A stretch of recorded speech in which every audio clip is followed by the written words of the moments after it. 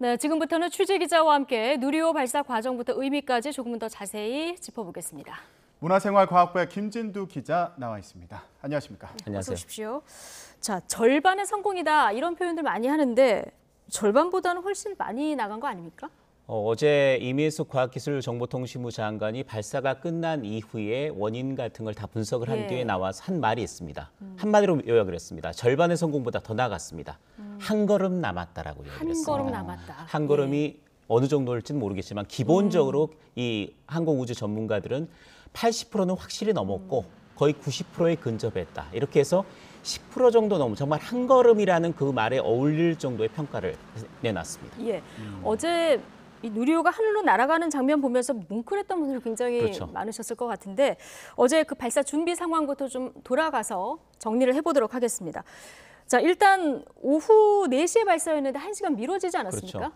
예. 가장 컸던 게 고충풍이 가장 우려가 됐습니다. 고충풍이라는 게 지상 고도 5.5km의 상공에 강한 바람이 존재를 했습니다. 그러니까 초속 20m가 넘는 바람이 그 고도에 불고 있으면 발사가 될 수 없습니다. 예. 근데 그 전날 같은 경우에 D-2일 같은 경우 굉장히 강한 바람이 불었고 D-1일에도 역시 오후 4시 정도쯤에 초속 20m가 넘는 돌풍이 관측이 되는 상태였기 때문에 당일 오전에 좀 나아질 거라고 생각을 했습니다만 오전까지 상황이 개선되지가 않았습니다. 역시 초속 21m 정도의 돌풍이 관측이 됐기 때문에 오전 중에 정확한 발사 시각을 확정하지 못하고 오후 발사관리위원회 쪽으로 넘긴 상태였고요. 또 한 가지 부품에 문제가 발생을 했습니다. 그러니까 로켓 3단, 그러니까 하단부에 뭔가 밸브에 이상이 생겼다라는 게 감지가 됐고 그거를 해결하는 과정에서 좀 시간이 걸렸다라는 게 과학기술정보통신부의 설명이었습니다. 영홍택 1차관이 직접 브리핑을 했는데 그 내용 잠깐 들어보시고 난 다음에 계속 말씀드리겠습니다. 예.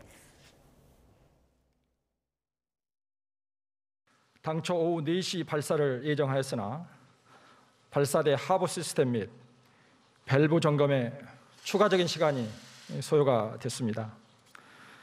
다만 발사 전에 고충풍의 세기 및 변동 폭에 의한 영향이 누리호가 견딜 수 있는 하중보다 커질 것으로 예상되는 경우 발사 일정이 변동될 수가 있습니다.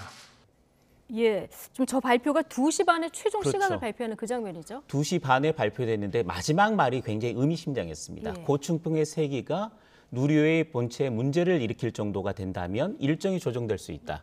5시로 1시간 정도가 연기가 됐었는데 이게 더 늦춰지면 저녁 7시 정도까지는 발사가 가능한 우주 상태를 확인을 한 겁니다. 예. 근데 7시가 넘어서면 어쩔 수 없이 일정이 하루를 연기되거나 며칠 정도 다시 날씨 상황에 따라서 재조정될 수도 있을 수 있다라는 게 영홍택 2차관의 브리핑 때 그럴 가능성도 우려가 됐었고 현장에서 이게 굉장히 조마조마했겠군요. 미뤄지는 게 아닌가라는 그런 예. 우려가 굉장히 컸던 상황이었습니다. 네. 그런데 다행히 발사 순간 5시 정도에는 상충풍의 세기가 계속해서 강하게 분 것이 아니었고 누리호가 충분히 견디고 올라갈 수 있을 정도로 바람 세기가 약간 약해졌기 때문에 예. 발사가 순조롭게 이루어졌습니다. 발사 마지막 순간까지도 굉장히 긴장감이 감도는 그런 우주센터 분위기였습니다. 네. 예. 결국 이런 우려를 뒤로하고 5시쯤에 이제 드디어 발사가 됐습니다. 그렇죠. 예.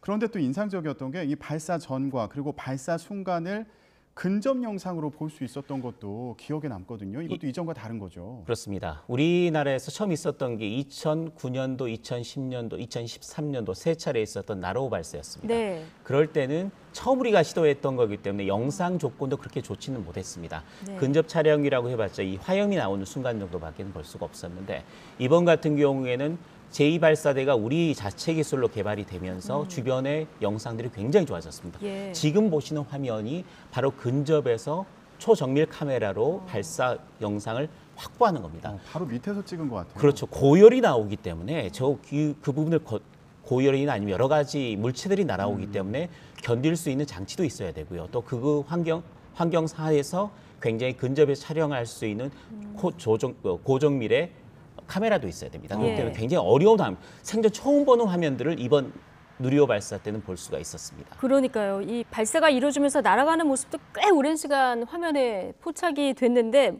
나로호 때하고는 정말 많이 달랐어요. 그렇습니다. 예. 현장의 발사대의 모습뿐만 아니라 두 군데에서 망원 카메라로 이 계속해서 누리호가 날아가는 모습을 추적을 했는데요. 네. 바로 누리호 발사대 앞쪽에 있는 해상에 해경 함정이 나가 있는 상태에서 거기서 망원 렌즈를 이용해서 누리호가 날아가는 모습을 예. 계속해서 추적을 했고요. 또 다른 한 곳이 고흥에 전망대가 있습니다. 이런 발사체가 날아가는 걸 볼 수 있도록 전망대를 만들어놨고 또 앞에 조그만 해수욕장까지 있는데 그 지역에 또다시 망원 카메라를 장착을 해서 누리호가 날아가는 모습을 최대한 오랜 시간 동안 생생하게 포착할 수 있었습니다. 네. 예. 정말 세세한 준비를 했다 이런 생각이 드는데 네. 그러면 이제 발사 이후의 과정을 되돌아보겠습니다. 발사 이후에 4개 관문을 거쳐야 된다고 했는데 그렇죠. 그 과정은 순조롭게 진행이 됐던 건가요? 그렇습니다. 4개 과정 중에서 가장 그 연구원들이 우려했던 부분이 처음 발사 순간입니다. 예. 1단 로켓은 우리가 쏴본 적이 없습니다. 어. 2단은 그렇죠. 다른 나라 기술이었죠. 아니 이해전 같은 경우에는 그 러시아의 소유주 로켓을 네. 러시아의 앙가라 로켓을 가져와서 사용했던 거고요. 예. 지금은 75톤급 엔진 하나를 우리가 완전히 만든 겁니다. 예. 근데 왜 우려를 했냐면 1단 엔진은 75톤급 엔진을 4개를 붙인 겁니다.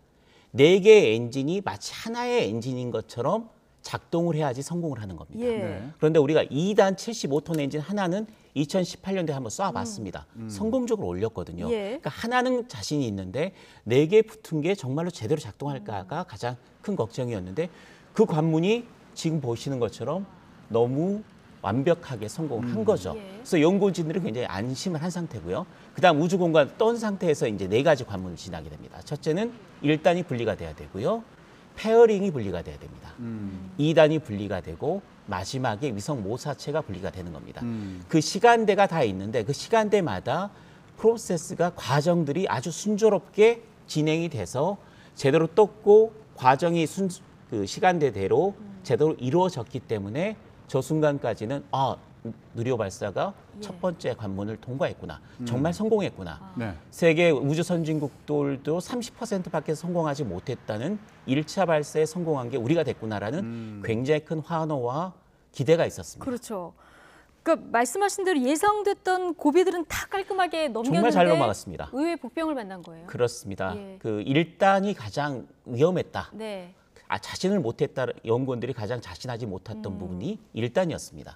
그 부분만 지나간 다음에 다음은 페어링이라는 부분이 잘 네. 작동을 할 것인가. 예. 그 정도였던 거지 다른 문제가 할지는 몰랐다는 거죠. 근데 네. 문제는 3단에서 발생을 했습니다. 예. 3단도 역시 액체 엔진인데 7톤짜리 엔진입니다. 그러니까 기본적으로 우리 누리호의 심장인 75톤 엔진의 10분의 1 정도 사이즈의 엔진입니다. 굉장히 간단하고 이 7톤 엔진 같은 경우는 충분히 문제가 없을 거라고 해서 별로 생각을 안 했던 건데 75톤 엔진 4개 묶은 거 하나짜리는 정말 완벽하게 작동을 했는데 전혀 생각하지 못했던 7톤 엔진에서 문제가 생긴 겁니다. 그렇군요. 그래서 결국에는 위성 모사체를 궤도에 올려놓는 임무는 실패한 거죠. 거군요. 그렇습니다. 예. 발사 과정은 성공했지만 임무에는 실패했다라는 게 그런 이유고요. 3톤의 그 마지막 3단 엔진이 왜 중요하냐면 예. 3단 엔진이 약 520초 동안 타면서 우주 공간에서 속도를 낸 상태에서 위성 모사체를 궤도에 던져줘야 됩니다. 그래서 3단 로켓을 보통 킹 모터라고 부릅니다. 예. 공을 차 넣는 것처럼 위성 모사체를 굉장히 빠른 속도로 우주 궤도 안에 던져줘야지만 네. 지구 중력을 거스르면서 지구 둘레를 돌 수가 있는 겁니다. 그래서 3단 엔진을 킹 모터라고 불리는 거고 3단 엔진이 이 위성 모사체를 그 우주 궤도에 네. 쏴주는 속도가 초속 7.5km 정도가 됩니다. 그러니까 1초에 7.5km를 가는 굉장히 빠른 속도를 3단이 내줘야 되고 그게 위성 모사체를 넣어줘야 되는 거거든요. 예. 그런데 520초 동안 타야지만 그 정도 속도가 나서 넣어줄 수 있는 건데 46초를 덜 탔습니다. 46초. 예, 그러니까 예. 약 475초 정도에 엔진이 꺼져버린 겁니다. 네. 그러니까 그 진공 상태에서 속도 700km 고도까지 올라가긴 하나 속도가 나질 않는 거죠. 예. 미리 꺼졌기 때문에. 그래서 그 진입 속도가 7.5km에 미치지 못하면서 결론적으로는 원하는 궤도에 넣지는 못했다. 그렇군요. 그래서 임무 실패가 된 겁니다. 그렇군요. 46초가 일찍 꺼져서 위성 궤도 진입에는 성공을 하지 못했는데 그렇죠. 그래도 그 전 단계까지 위성 궤도 진입 전 단계까지는 다 성공을 한 거잖아요. 그렇습니다. 그럼 우리가 원하는 데이터들은 뭐 많이 얻었다고 봐야 되는 거 아닙니까? 충분히 다 얻었습니다. 예. 그런데 이제 마지막 순간에 7톤 엔진이 왜 빨리 꺼졌는지 정말로 연료가 부족한 것이었는지 아니면 뭔가 잘못된 신호가 돼서 꺼진 건지 그걸 지금 체크를 해야 됩니다. 그래서 현재 이 3단 로켓 같은 경우는 3단 발사체가 날아갈 경우에 지구가 둥글기 때문에 그 마지막 부분의 신호는 우리나라에서 잡지를 못합니다. 그래서 남태평양 팔라우 섬이라는 곳에 추적소가 있습니다. 마지막 추적소인데 거기에서 마지막 순간의 데이터를 다 받았습니다. 그러니까 그 받은 데이터들을 지금 다운로드하고 있는데 그 과정에 2, 3일 정도가 걸립니다. 그래서 다운로드가 되면 그 신호들을 면밀하게 분석을 해서 대체 어떤 일이 일어난 건지 3단 로켓의 어떤 상황에서 이 제대로 연소 시간을 지키지 못하고 미리 꺼졌는지 그다음에 다른 문제들은 없었는지에 대한 면밀한 검토를 한 이후에 항공우주연구원의 전문가 그리고 국내 외부의 다른 전문가들과 함께 사고조사위원회를 구성을 합니다. 근데 이 사고조사위원회에서 원인 분석하고 어떤 개선점을 찾은 이후에 그거를 내년 5월 발사되는 2차 발사, 누리호 2차 발사에 적용을 하는 과정만 남은 것이라고 보는데 한 발 남았다고 했지 않습니까? 75톤급 4개를 붙인 1단이 정말 힘들었고 걱정되는 분위기였지 7톤 하나의 엔진은 그렇게 어려운 게 아닙니다. 따라서 그 문제점만 정확히 찾아내서 개선한다면 2차 발사는 1차보다 훨씬 좋은 결과로 다가올 가능성이 높습니다. 5월 발사 어떻게 진행될지 기대하는 분들 많이 계실 것 같아요. 그런데 이번 그 누리호 발사 관련해서 우주기술 독립 이런 말들을 많이 쓰더라고요. 이게 어떤 의미가 있는 건지 해석 좀 해주시죠. 이전에 2010년까지 발사했던 나로를 보시면 1단 로켓이 가장 중요한데 1단 로켓이 러시아의 앙가라 로켓입니다. 우리나라 게 아닙니다. 그리고 2단은 우리가 만들었습니다만 그건 고체렉 로켓이었습니다. 그런데 이번 누리호 같은 경우는 1단, 2단, 3단이 모두 액체로 되어 있고요. 모두 순수 국산 기술로 제작을 한 겁니다. 지금까지 우리나라가 위성을 쏘려고 했을 때 그 위성은 우리나라 로켓에 실어서 쏘지는 못했습니다. 모두 미국이나 프랑스 또는 일본 로켓에 실어서 발사를 했습니다. 하지만 이제는 발사체가 우리 손으로 만들 수가 있지 않습니까? 그리고 만일에 누리호가 2차 발사에 성공하고 앞으로 4차례 발사가 더 있는데 그때 해서 발사에 성공을 해서 신뢰성을 확보한다면 우리가 만든 위성을 우리 우주센터에서 우리 로켓에 실어서 보낼 수가 있습니다. 따라서 우주 기술에 관련돼서는 완벽한 자립이 이루어진다. 그래서 우주기술 독립이라는 용어로 그것을 표현하는 것입니다.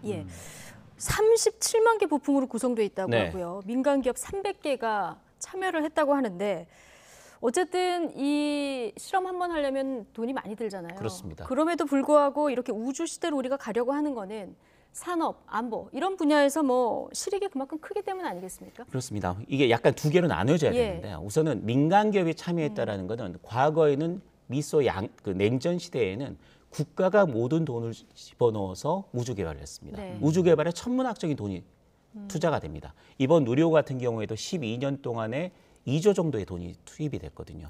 그런데 앞으로 이미 누리호 기술이 완성이 돼 있기 때문에 앞으로 제작되는 것은 훨씬 적은 비용이 들 겁니다. 4기에 앞으로 누리호를 만드는데 투여되는 돈이 6,800억 정도입니다. 그러니까 훨씬 적은 돈으로 이제 누리호를 많이 만들어낼 수 있는 거죠. 그러니까 처음 개발하는데 많은 비용이 들지만 앞으로는 줄어들 겁니다. 그런데 이게 정부 주도로 만드는 게 아니고 민간 기업이 참여해서 민간의 기술로 만들었습니다. 이게 굉장히 큰 의미가 그렇습니다. 있다. 민간 기업이 참여해서 만일에 이 민간 기업들이 기술력을 확보를 한다면 누리호를 정부가 만들 필요가 없는 거죠. 민간 기업이 누리호를 만들어서 외국의 위성을 쏴서 올려줄 수가 있는 겁니다. 그러니까 위성 발사 사업을 우리 민간 기업이 할 수가 있는 거죠.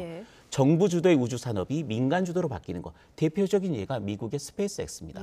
과거에는 나사가 했던 일들을 지금 스페이스X가 하고 있습니다. 스페이스X는 우주 산업으로 돈을 벌고 있는 민간 기업입니다.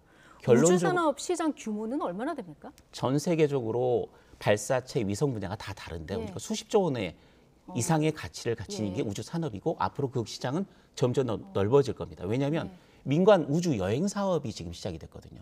그렇죠. 엄청난 돈을 들인 부자들이 우주 여행에 나서는데 굉장히 많은 돈을 자유롭게 내고 있지 않습니까? 결론적으로 우주 산업 시장을 기술을 확보해 놓은 상태라면 더 많은 돈을 벌 수 있기 때문에 정부가 할 필요가 앞으로는 없는 거죠. 정부가 아니라 민간 기업들이 들어오게 되는 거고 그렇게 민간 기업이 들어오는 시대를 뉴 스페이스 시대라고 부릅니다. 그래서 이번에 누리호 발사에 민간 기업이 그렇게 참여한 거는 우리도 이제 뉴 스페이스로 바뀌는 과도기에 놓여 있다라는 의미가 있는 겁니다. 예, 알겠습니다. 야, 말씀 들어보니까 독자 우주시 들어가는 첫 발인데 너무 큰 걸음을 띄워주신 것 같습니다. 연구원들, 엔지니어분들에게 다시 한번 감사하는 마음이 들고요. 자, 오늘 말씀 여기까지 듣겠습니다. 문화생활과학부 김진두 기자였습니다. 고맙습니다.